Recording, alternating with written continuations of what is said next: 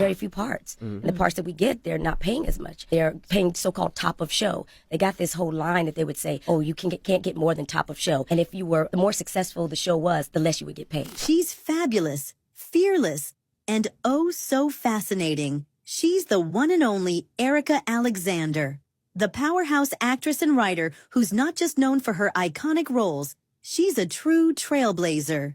You know her as the fierce and fabulous Maxine Shaw, the sharp-tongued lawyer from Living Single.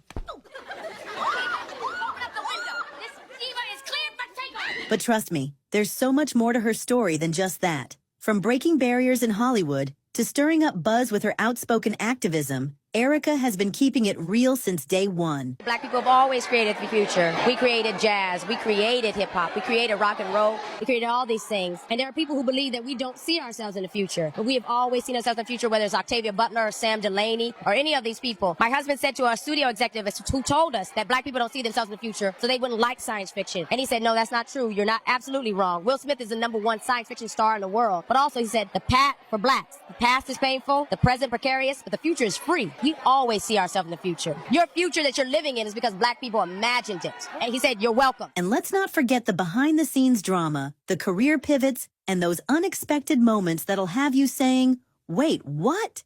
So grab your tea, because we're spilling it all right here. Born Erika Rose Alexander on November 19th, 1969, in tiny Winslow, Arizona, Erika grew up in a family of 6 with plenty of personality.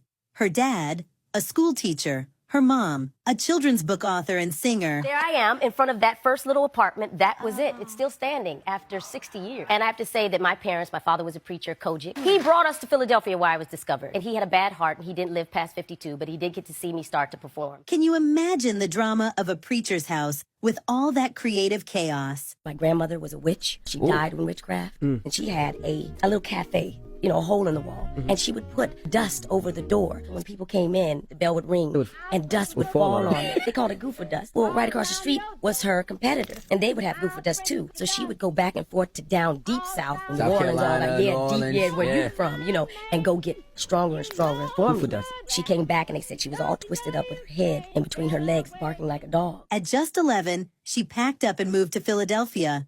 And honey, that's where her star power started to show. I wasn't born in Philadelphia, but I was raised in Philadelphia, and I was discovered in Philadelphia at Freedom Theater, New Freedom Theater, when I was 14 years old. Okay. A movie came to town. They were looking for black and brown girls to be in this movie called My Little Girl. Yeah. And I was going to a performing arts program. It was a 6-week program. My mother put me in when we got there, and in the 5th week, that movie came to town, and they auditioned all sorts of little girls from the tri-state area. And when the dust cleared, I got the role.